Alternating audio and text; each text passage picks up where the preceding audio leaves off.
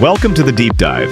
Today we're pulling back the curtain on nonprofit funding. And this is where it gets really interesting because the definition you choose completely changes the picture, doesn't it? It dramatically alters the landscape, hugely. Yeah. In one sample, for instance, they found 284 nonprofits that were BIPOC majority survey, but only 72 that had explicitly BIPOC-focused missions. Okay, 284.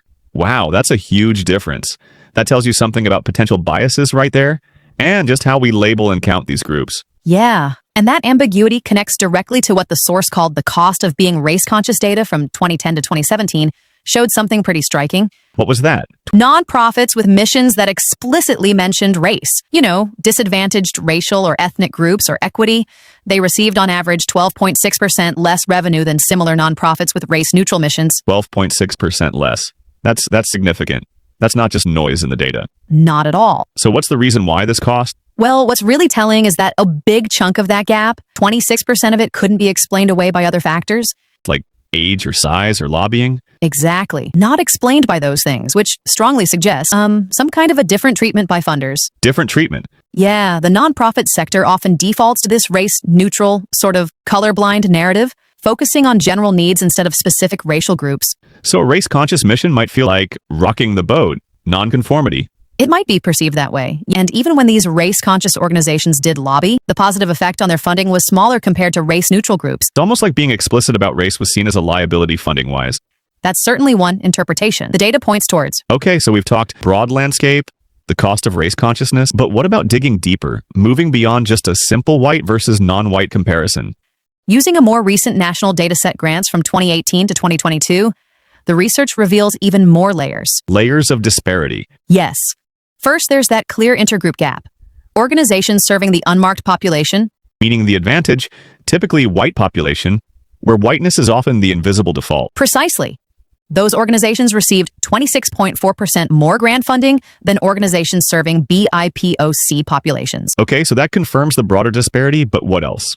Well, here's something that often gets missed.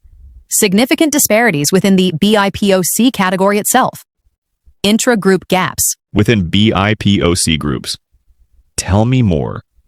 For example, Latinx serving organizations received on average 37.3% more grant funding than Asian serving organizations. Okay. And a really striking 42.2% more than Black serving organizations. 42% more for Latinx serving than Black serving orgs. That's huge. It is. And here's a fascinating connection. They found there was a statistical link between these internal gaps and the overall gap. Exactly. An increase in that disparity between Latinx and Black organizations was associated with an increase in the overall disparity between the unmarked white population and the BIPOC population as a whole. Whoa, okay. What could that mean? Does unequal funding within BIPOC groups somehow reinforce the bigger system? That's the question it raises, right? Does internal competition or maybe just unequal funding patterns inadvertently help perpetuate the larger systemic inequities? It's a complex dynamic. It means grant makers can't just have a simple support BIPOC checkbox. No, they really need to look much closer. Analyze the nuances within the BIPOC community to make sure funding is truly equitable and isn't, accidentally making things worse. It's one thing to talk about these systemic issues, these numbers, but they hit home when you see how they affect actual organizations trying to do good work. Absolutely. We have a case study here. Strive Forward, incorporated in Western New York. It really brings these challenges to life. Strive Forward is a 501c3 started back in 2019. They serve foster youth and alums of color, ages 16 to 35.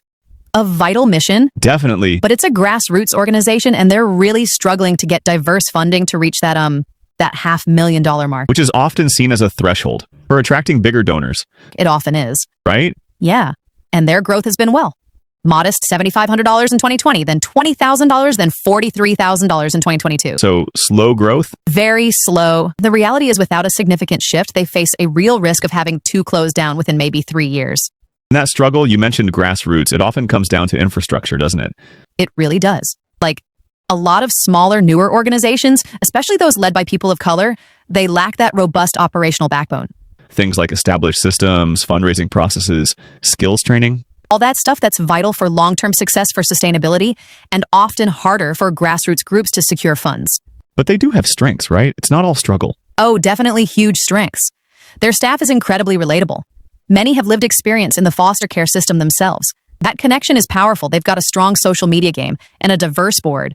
People from education, healthcare, different fields. And opportunities, what could they build on? Well, there's potential in Western New York with unused land or buildings for housing initiatives. They could expand programs. Tell me about that. Basically a way to systematically collect data and feedback from the youth they serve, empowering them as actual partners in shaping the services. That sounds really promising, but there are weaknesses too. Yeah, some weaknesses. The social media data, while strong, isn't super specific to Buffalo foster youth. Maybe some gaps in knowledge about key laws or policies, intense competition.